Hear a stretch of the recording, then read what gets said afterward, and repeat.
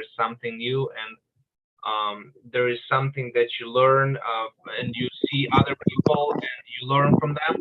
So that is a process. I just want to share a little bit about myself. Camping is something that is really close to my heart. I really like hiking and backpacking, and hiking and camping, they are really interconnected. I like to do the wilderness camping, multi-day hikes. I've done 80-mile hikes. I've done 125 miles hikes, 5, 6, 7-day hikes. It's normal for me. My goal is to hike through the Washington in sections, and I already did 3 sections. I have only 2 sections left. So it's really good experience for me, and I'm getting a lot of experience that I can share with my pathfinders. So this topic, hiking and camping and wilderness survival, they are really interconnected. So as soon as you get into one of the honors from this category, it's just recreation category. All the patches are on the green. They have a green background. So let's start. I'm gonna show you some stuff that is well, you can see my screen, right?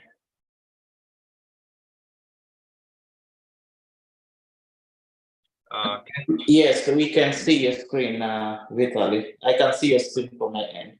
Okay. So I'm gonna share my screen. That's the handout that we prepared for our club when we did honor 2 years ago, and actually we just did this honor last month with our little ones, and we're gonna complete it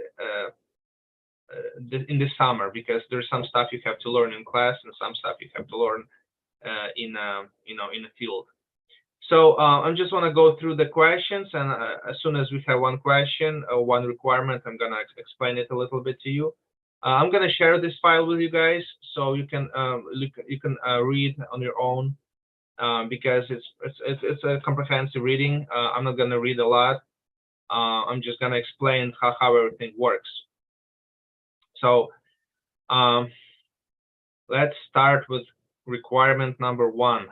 So be at least in the 5th grade. So obviously everybody in this class is above 5th grade. And why is this requirement? Because the 5th grade is, the kids are about 10 years, 11 years old, and there is like a breaking period when they can be alone in a camp, because kids like 8, 9 years old, they when the night hits, they can start want to go home to mom and dad.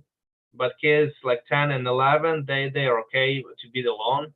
It's a time when they like to explore. They like to be more independent, and they don't need mom and dad that much.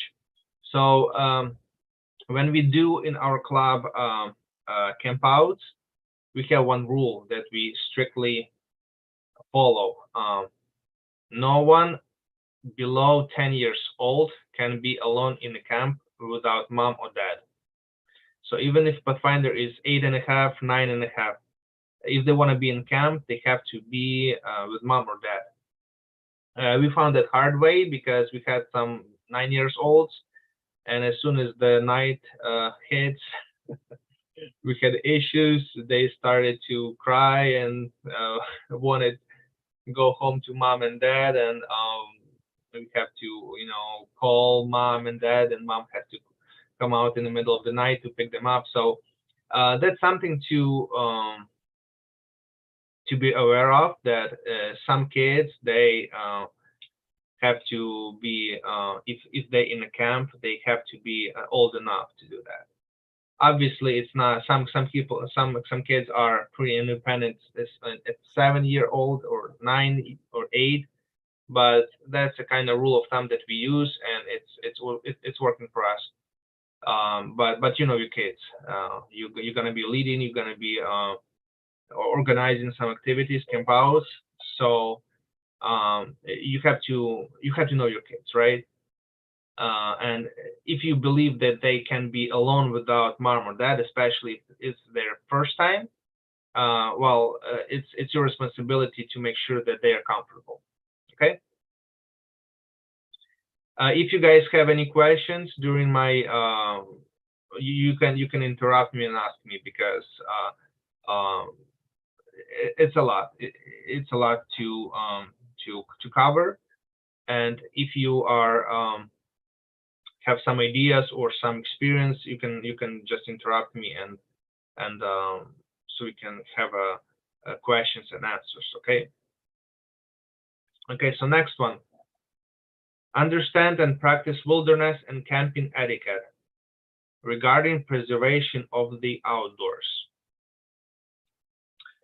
This is a really big for me, because personally, what makes me sad and angry when I see that the people go outside and destroy. They throw garbage. They they don't behave really good outside. So I teach my pathfinders to basically one main rule. It sounds like that. When you come into the forest or to camping, you have to leave it as it was before you came. So that's why there's 7 principles of leave no trace. I just want to go around them really quick. So these 7 principles, you can see the screen, right? Okay, so the first one, plan ahead and prepare. So when you guys go to camp, it doesn't matter if it's backpacking or if it's like something like Sunset Lake. You have to plan, right? It's the main thing, and planning is a big part of the camping itself. Planning is something that make camping enjoyable, or it make camping miserable. Okay, so planning is something that you have to look for weather, you have to look for temperature, you have to look for the place. If you guys go or planning wilderness camping or going to the forest somewhere, you have to make sure that place where you go is you've been there before. That's a big one, because as a leader, you have to bring your group in a good, safe place that is suitable for camping, right? And in Washington,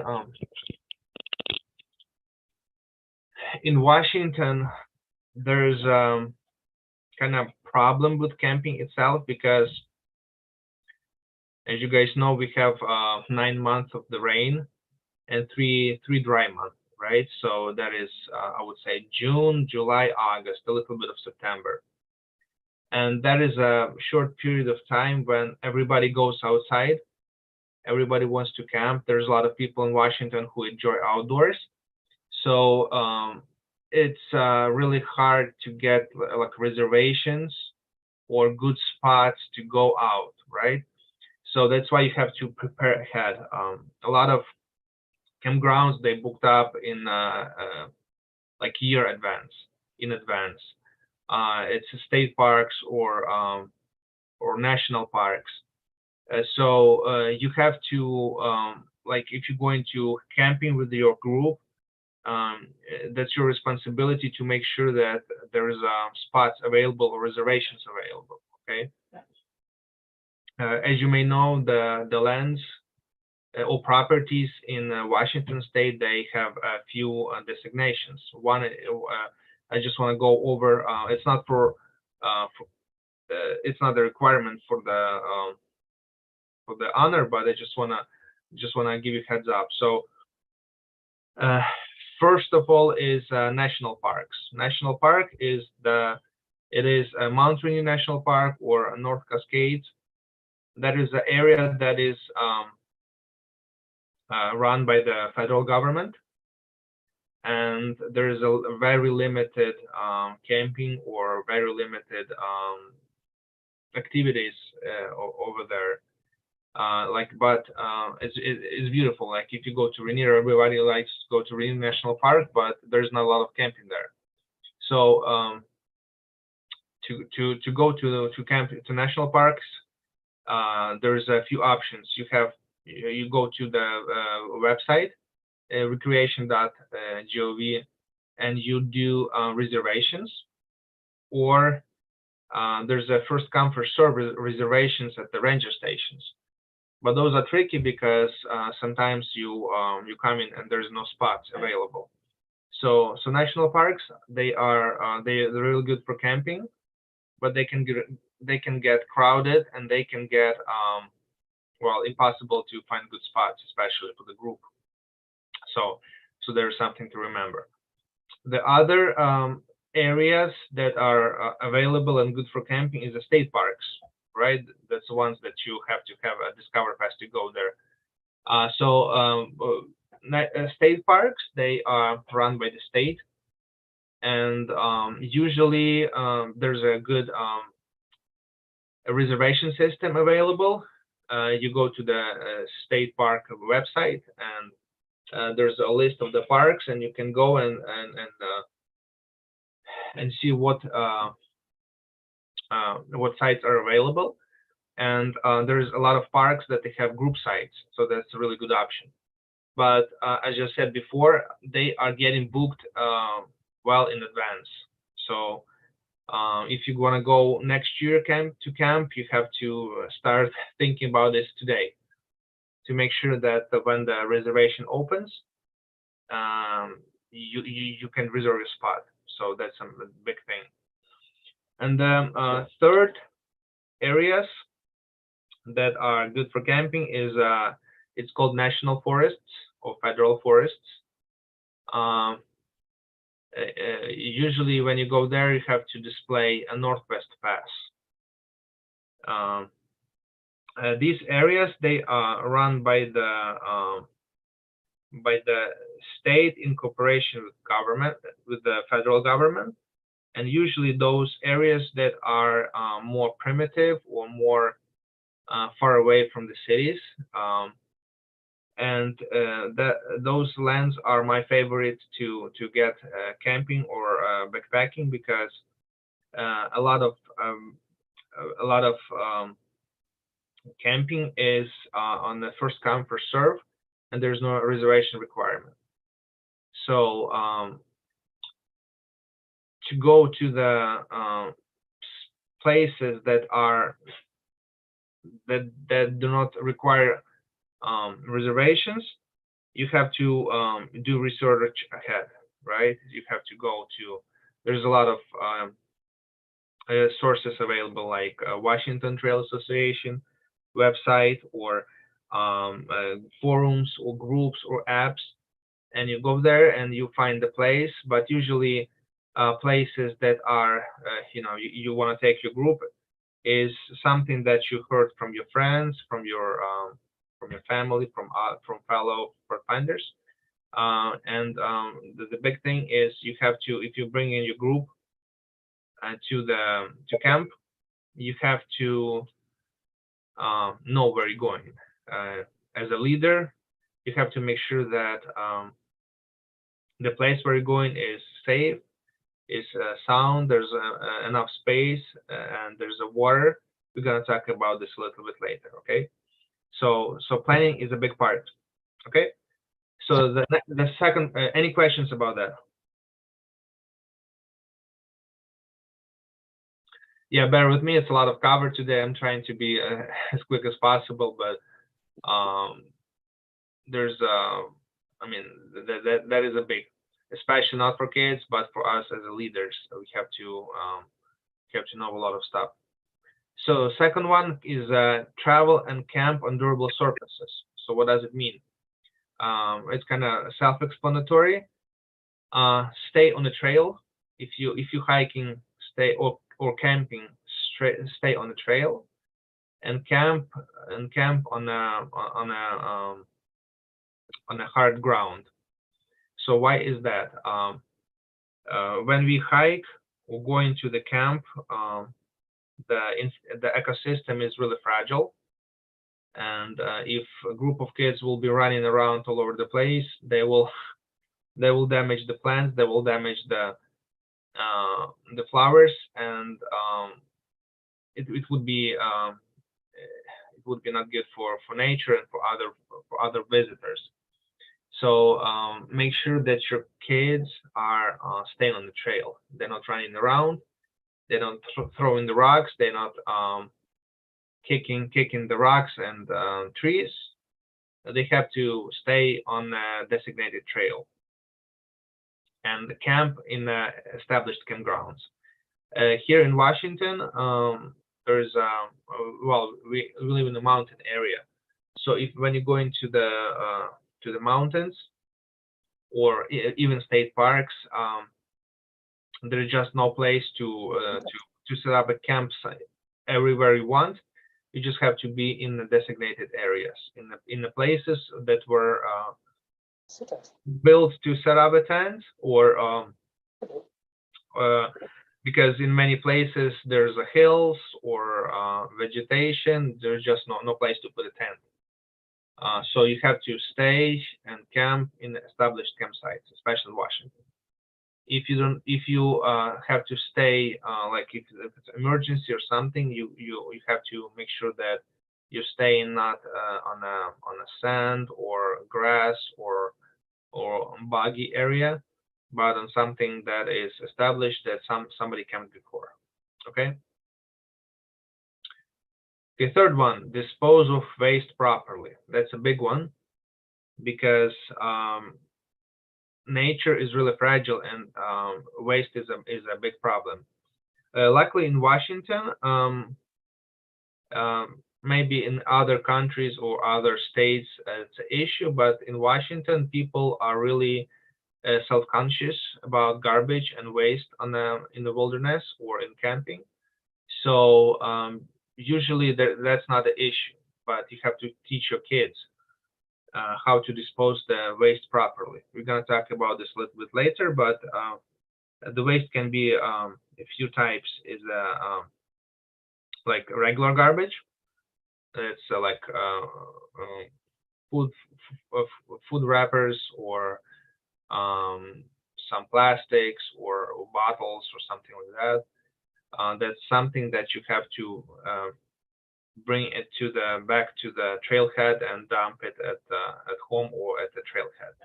There is no way you can leave it in the forest because it's not going to decompose, and it's going to be making mess for everybody. So all the regular garbage has to go back to the trailhead and be disposed at the garbage station. The organic waste, like if you eat apples or oranges,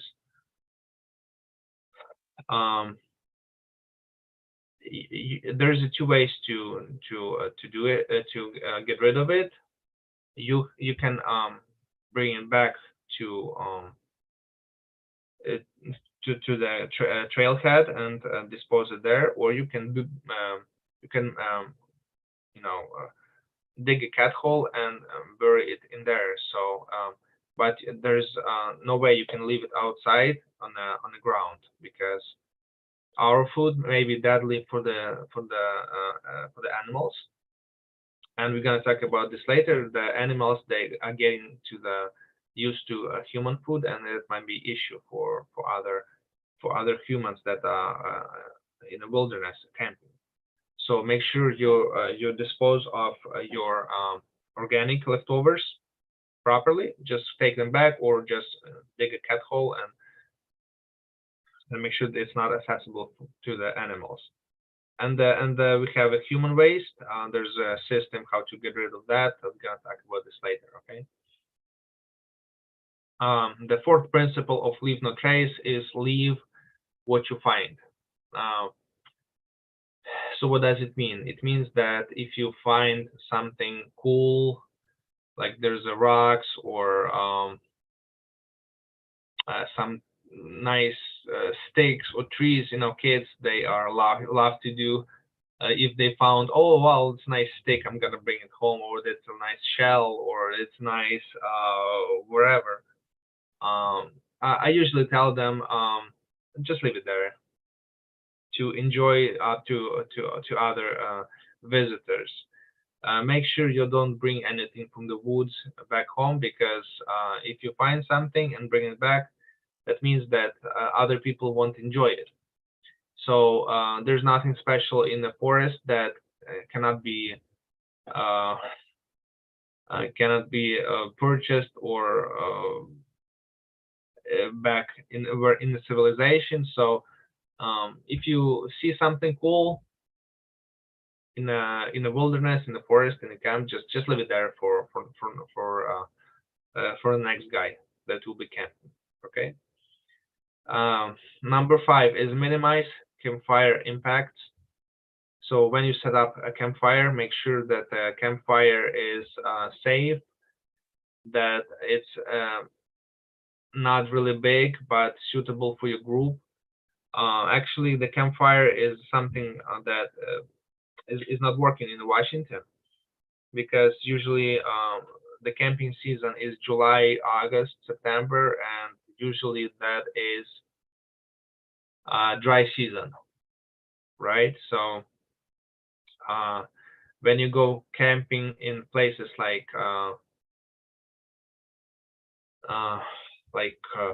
let's say Sunset Lake, right? You have to bring your own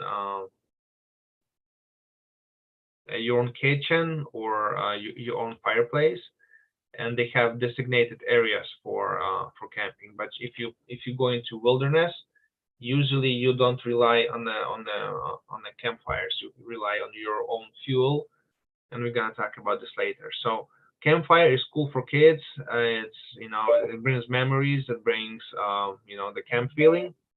But in Washington, it's mostly it's impossible. When I was in Ukraine, when we were kids in Ukraine, we can go everywhere, to any forest, to any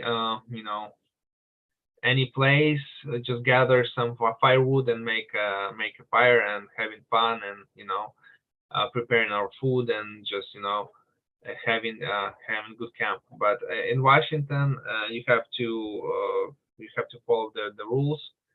And if you're going outside to like backpacking camping, there's no way you can do the fire campfire.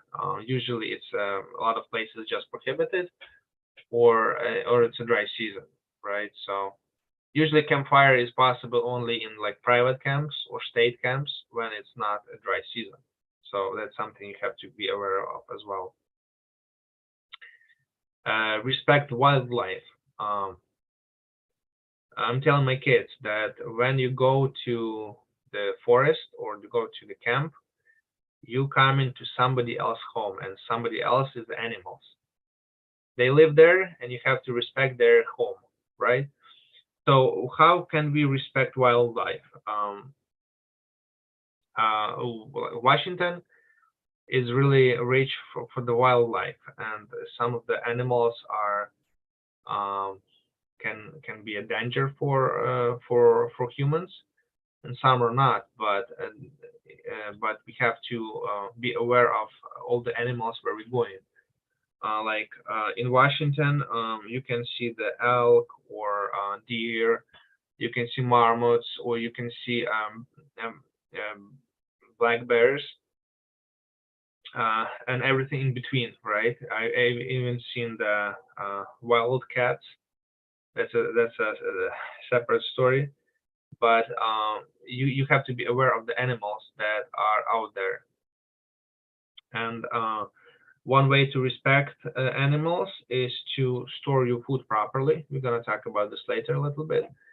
And don't feed animals. Not well, the chipmunks. They can, when you're going hiking and the chipmunks running around, well, you can feed them, but you're not supposed to do that technically, because animals they are getting dependent on the humans, and they can get sick or die from the human food.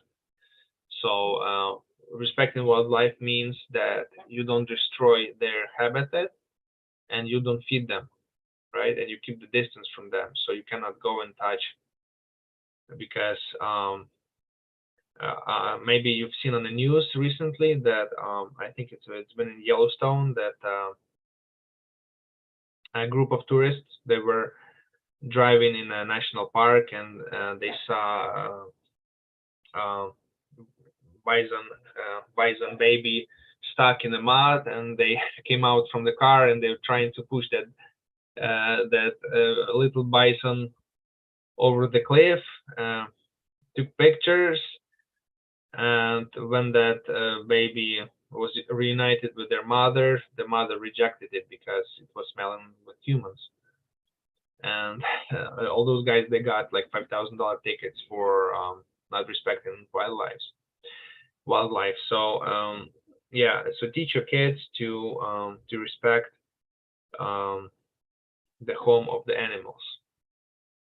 Don't touch if they find some bird nests or little holes where like critters live. Don't touch anything.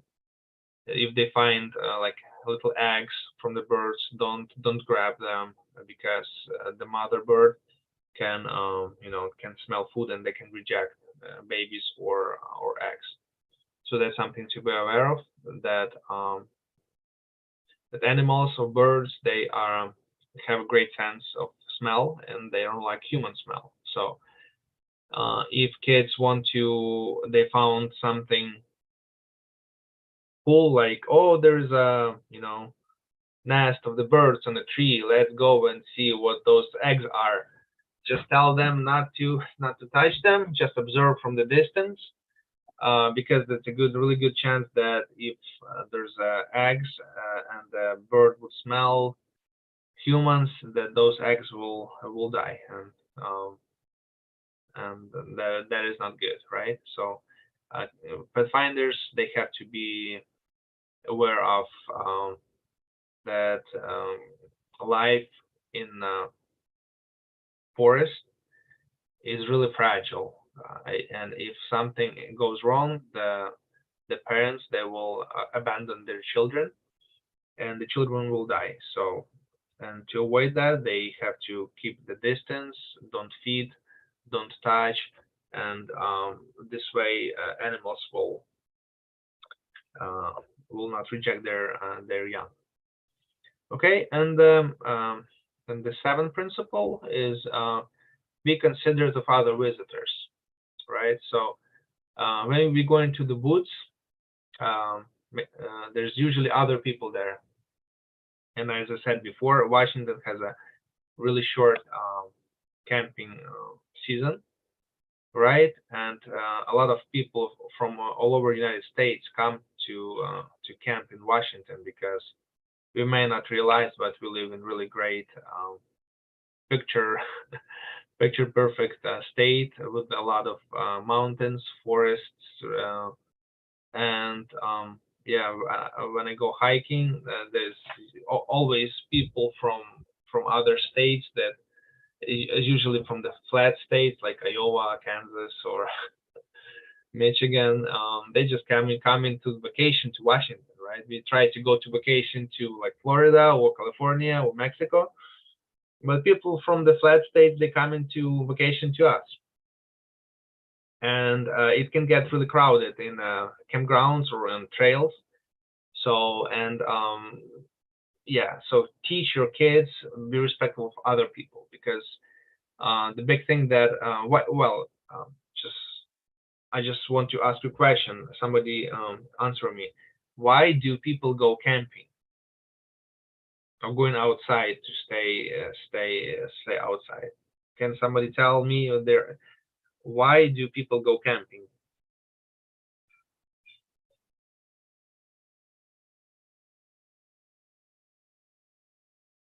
Anybody?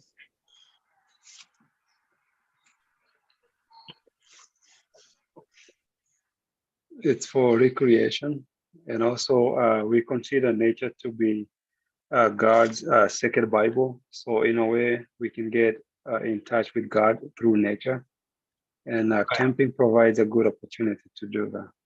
Yes, yes.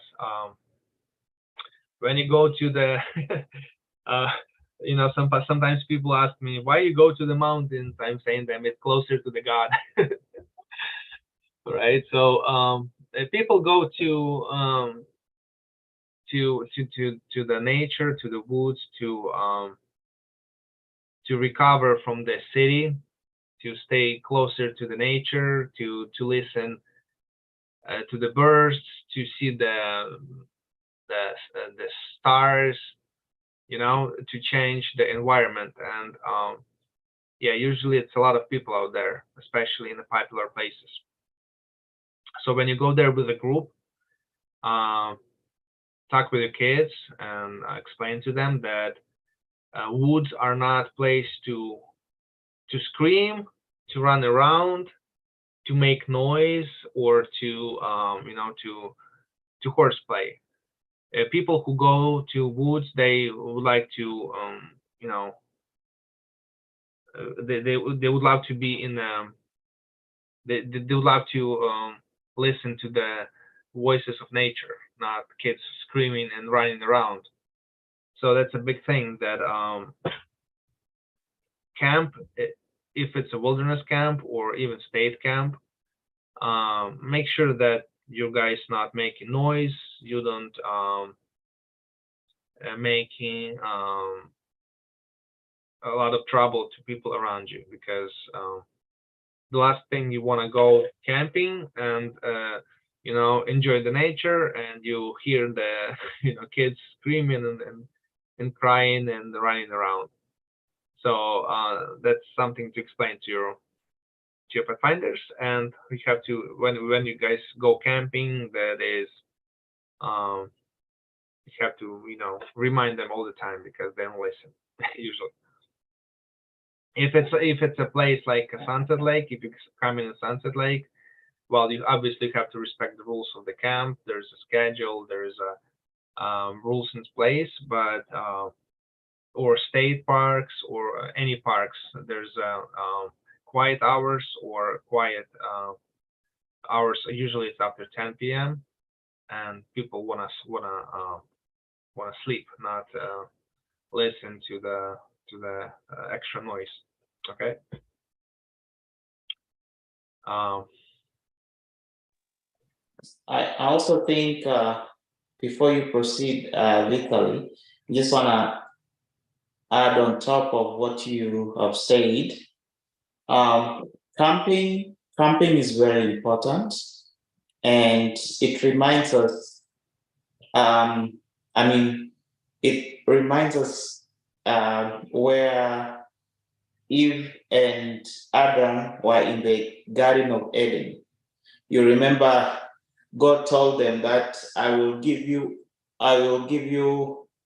dominion over nature, over animals, over birds, over fish, and over all those things. And so when we go for camping, it reminds us the Garden of Eden. And it reminds us that we are still in charge of the nature. In this regard, most of our children today, they don't know the meaning of this. And that's why actually we are taking them to the campsites, to the wilderness to go and camp and see all these things. The first time I went to the wilderness camporee, it was very scary. The person I had who was there was pastor, and in the middle of the way in the jungle, uh, the car broke. So we had a puncture. In the tire was not good. So, and the lions were crying, the elephants were moving towards us. We didn't know what we were doing, but you see, the pastor was crying, and then he was saying, "Hey, we are hooked up," these elephants, they are going to attack us. But me, it was fun to me. I was seeing like this is like this is like a dog or a cat coming, you see. And if you hear how the lion roars or the elephant, if the elephant walks, you can feel it from a distance. And so that is when I learned that when you learn the rules of the jungle, you'll Right. be able to know how to take care of the animals and how to communicate with them. Some of us in Africa, we have these people called Maasais. They coordinate well with the animals like elephants and lions, and when they appear, the lions, they just go. They know how to talk to them. They know how to, to put them together. So that is very important. That's why we take our kids to the Campori. In Washington, in United States, we have some restrictions, which is good for our safety, but in some part of the world, it's still open. So you can just feel it and you can just, but again, it's not safe at that now. So we have to be careful as you had said. So it's very important that camping reminds us the Garden of Eden, and also it reminds us that when Ellen White talks about the people of God will flee out of the cities to go, and take a refuge somewhere else. That also helps our kids to know how to take care of themselves with just few things. Yeah, so it's very important. Thank you. Yes, yes. I cannot imagine how to go and camp in the jungle with all the predators, but that must be fun. Yeah, it's fun. It's fun to go into the jungle and do those things. But right now, I believe it's not like those old good days. Yes, yes. Yeah. Okay, so the next question is to know 8 things to do when lost, or just not just 8 things, but what to do when you're lost.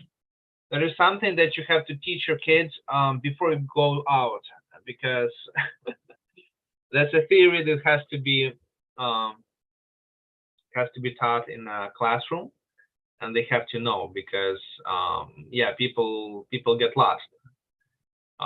There's many reasons for that, but let's talk about what not to do, right? Or what to do when you get lost. And you have to talk with your kids really seriously about this, because those basic rules, they are pretty self-explanatory. But when something happens in the forest, somebody like went to restroom and group left, or sometimes some kids, they have really poor orientation skills. They can get lost in between two trees. So you just have to explain them what to do, right? So the first thing is do not panic, right? So if you're separated from the group, or you see that there's nobody there, just do not panic, because when a panic kicks, it may be a big issue, and people losing their minds. They may do bad decisions based on their fear or panic. So the first rule is do not panic, right? So if you get lost, there's 100% chance that somebody will find you, and somebody is already looking for you. So do not panic. What to do when you panic? Just relax, take a deep breath, and stop where you're going, and just try to see what it is, where you are, and try to make up with the plan. So, and we as the Christians, when there's an issue, we pray, right? So just, we don't know where we are, but God knows where we are. So just pray simple prayer. God, see, I'm lost. Help me to make right decisions and help other people find me. Because if we are leaders, we have to account for all our kids all the time. But sometimes when somebody's separated for one reason or another, usually leaders will start searching. So do not panic and pray. Okay. The next thing is look around, right? So here in Washington, if you are not really far away from the, if you're not going camping somewhere deep in the woods, there's usually trails, usually people, usually some kind of marks where they will bring you to the people, right? So I'm not gonna go deep into these rules because that's something that these rules, this honor is written for 10-year-olds, right? But we have life experience much better than that. I'm just gonna try to explain you from the standpoint of the leaders that we are taking our kids, right? So, and what you have to explain to them. So you just have to explain to them that when you get lost, just stop wherever you are, right? Do not go anywhere far away from the place where you're going, and somebody will find you. And well, you just have to look around, see clearly if there's your camping group somewhere, or your tents, or the lake that you're camping at. There is always ways to establish your presence in the wilderness, or in the woods, wherever you are, right? So stop, listen for the sounds. If it's like for say, if you guys camping at the stream or river, the water is really audible in the forest. So you just see, okay, the river flows on the left. Let me go to the river, and usually your camp will be there.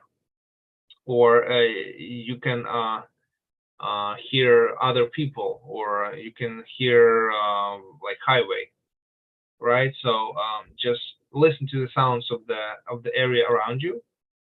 And if there's nothing that you can establish your position, just stay put. Do not go anywhere. Other people will find you, right?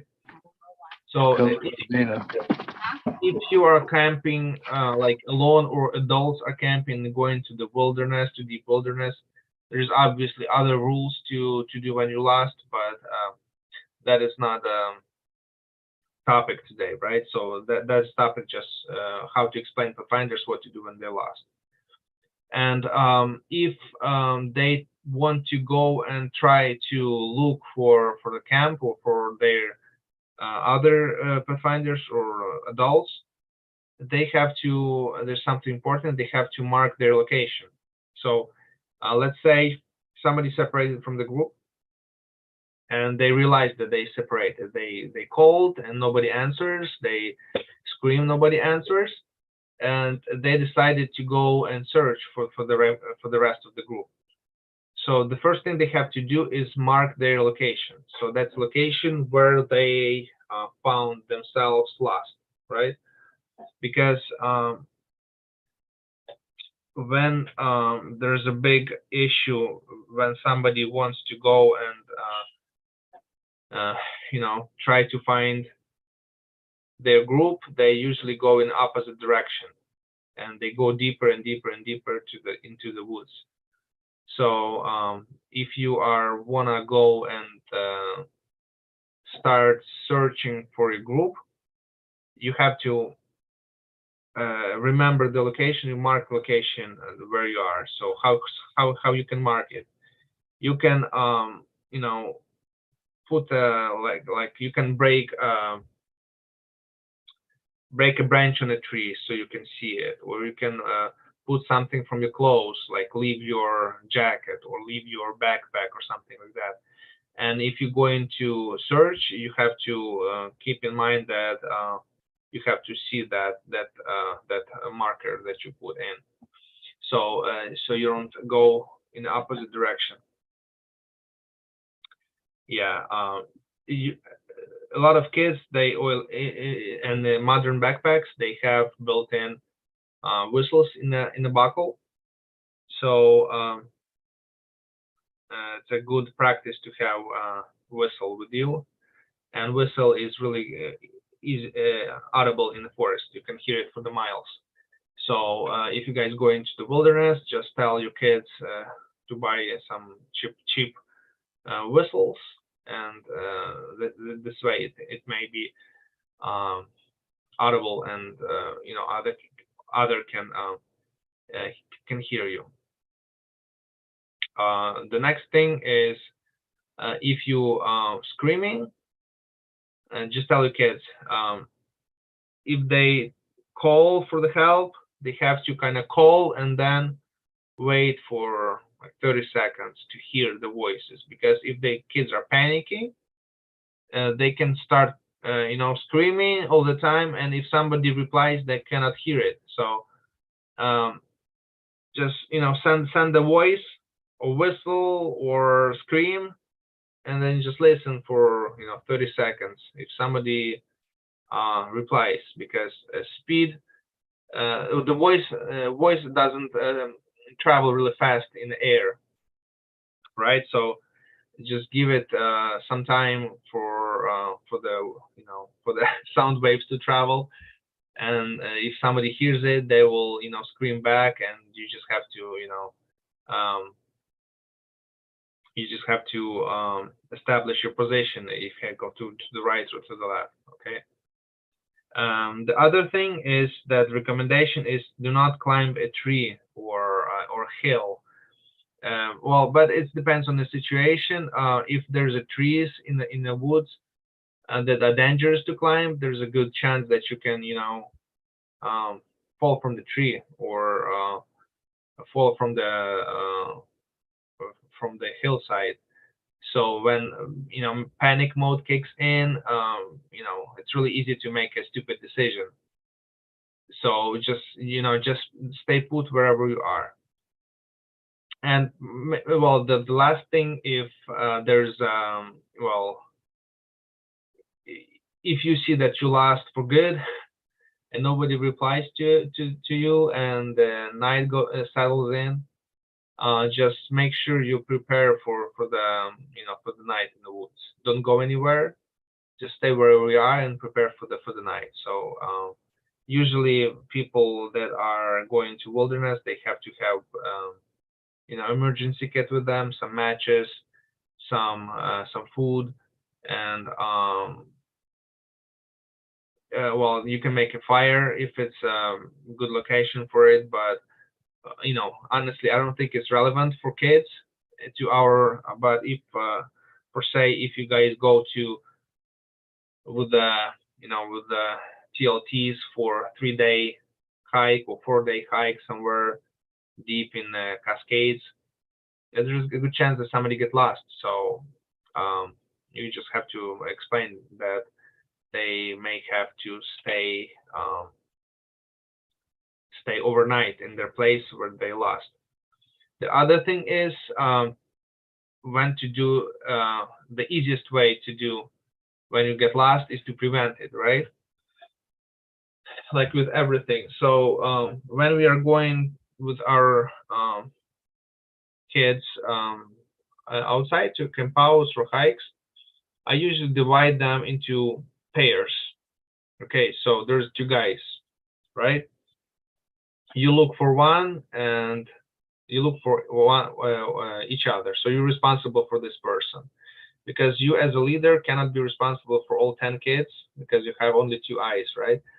So kids, they have to look for each other. You just divide them into groups for 2, maybe 3, and they have to scan for each other all the time. Like, is he here? Is he here? Is she's here or she's not here? If she left, when she's left. So that's something that you have to, it's a good practice for us. And even when we were at Sunset Lake, and we did, that the last night we did hide and seek. We had a group that we just, it was dark, but we split into pairs, and everybody was looking for each other, and we had no issue if somebody get lost, right? So that is something really easy to do, and people and kids, they are getting a sense of responsibility. Oh, I'm looking for somebody else, and somebody else looking for me. So, and if something goes wrong, you just report it to the leader of the group really quickly, and usually it's not the issue. And kids are smart, There's a really small chance that somebody would get lost, because kids are especially when they're first time or second time, they are, they follow the leader. They don't go to the right or left. They stay with the group. But everything can happen. And probably just give me a couple more minutes about sleeping equipment. That's a big topic. I'll try to be really fast. I'm gonna show you the okay, you can see the slide, right? So the sleeping equipment. Sleep is really important, especially in the woods, because you have to make sure that everybody sleeps comfortably. Because camping or hiking is really physically demanding, and when you're tired, the best recovery method is to have a good sleep and good rest. And if you're not prepared to have a good rest, that means that you won't be able to sleep good, and you will be tired next morning, and all your camping or all your backpacking trip or hiking trip will be misery for for the pathfinder and for the leader. So preparation for the sleep is a really big topic. Food and sleep is a really big things. So usually people sleep in sleeping bags or quilts. If we're talking about like car camping, that's the one that your parents bring to the Sunset Lake.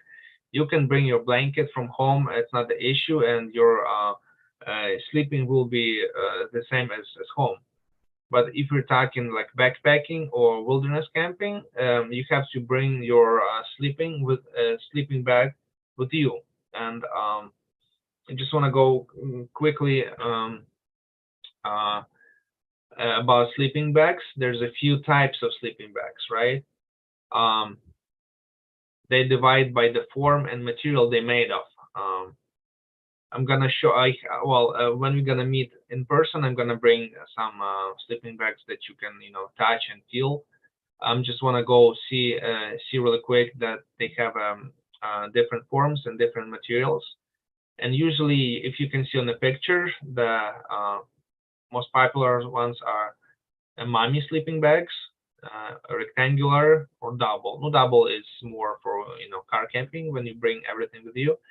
But for backpacking, the most popular style is the mommy sleeping bag. Why?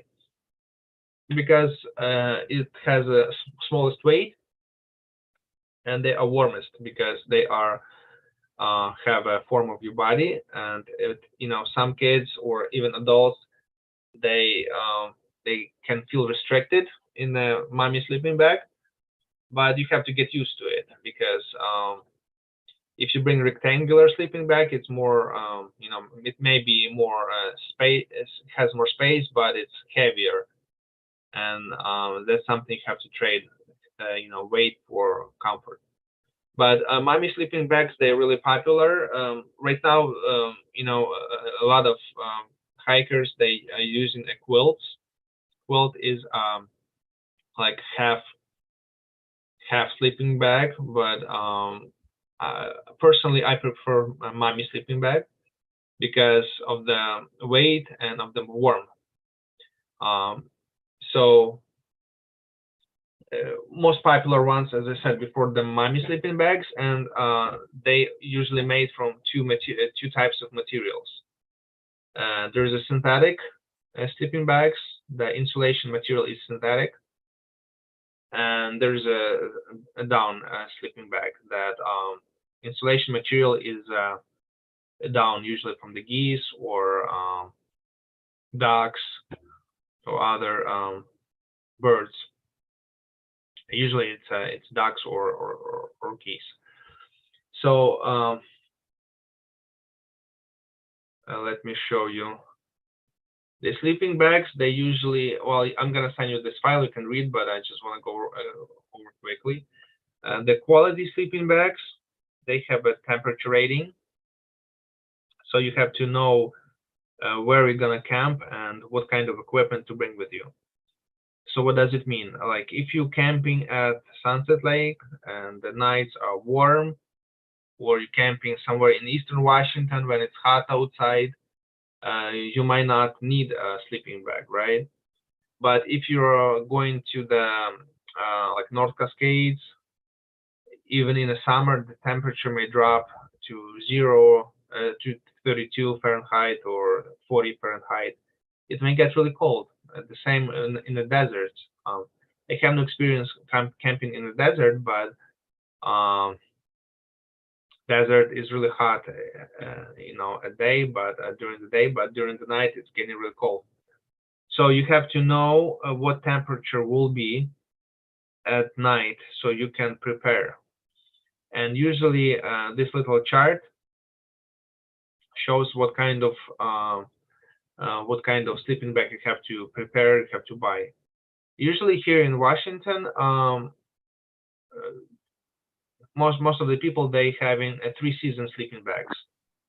So 3 season, it means spring, summer, and fall, right? So and the temperature rating is 15 Fahrenheit to 40 Fahrenheit, and that's the one that I have. My sleeping bag has a rating of 15 degrees, and it works great for hot nights, and it works great for cold nights. That's a while we're gonna meet, I'm gonna show you my sleeping bag. You can touch it. It's down sleeping bag. It works great for sleeping on the snow and in the hot areas as well. So sleeping bags might get expensive because as I said, there's 2 types. The synthetic ones, they are cheaper, but they are heavier. The good thing about synthetic sleeping bags that they are,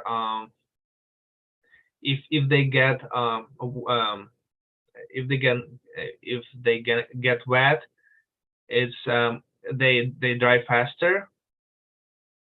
If you get into the rain or wet weather for a long time, but the big downside is that they are heavy, right? So if you take same comfort level or temperature rating sleeping bag down and the synthetic will be much heavier.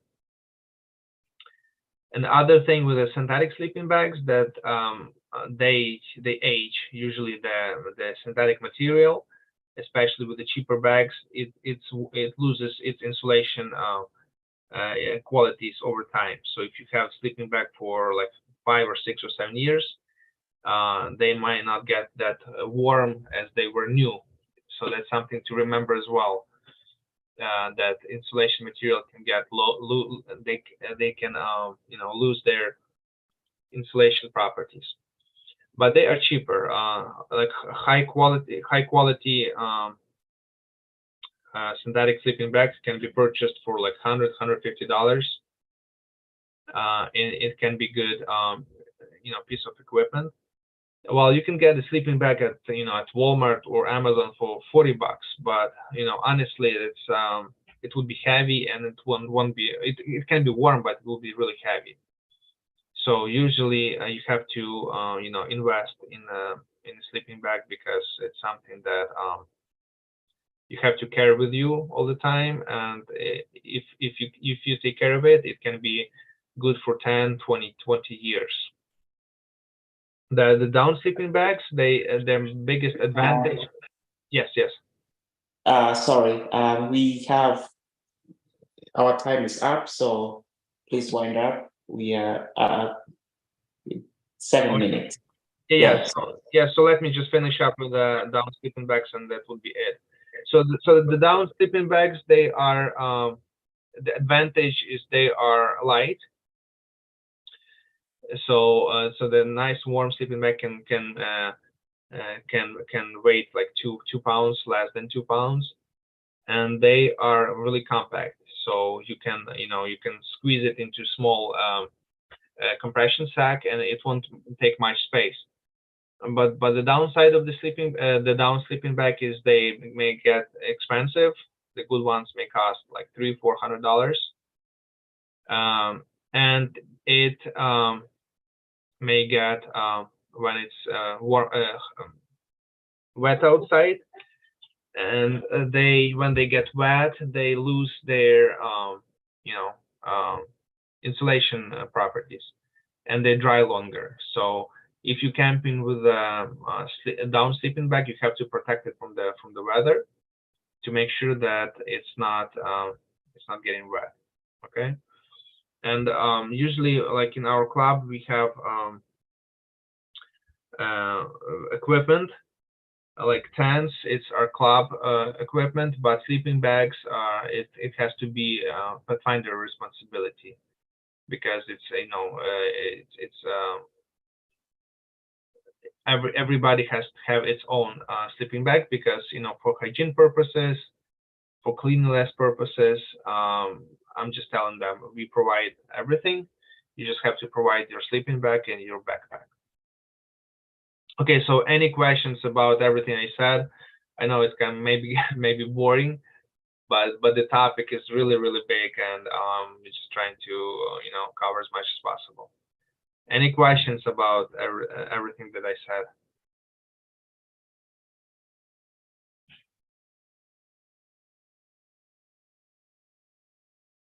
Okay, if there's no questions, I'm gonna share this file with you, and you can go over. We just covered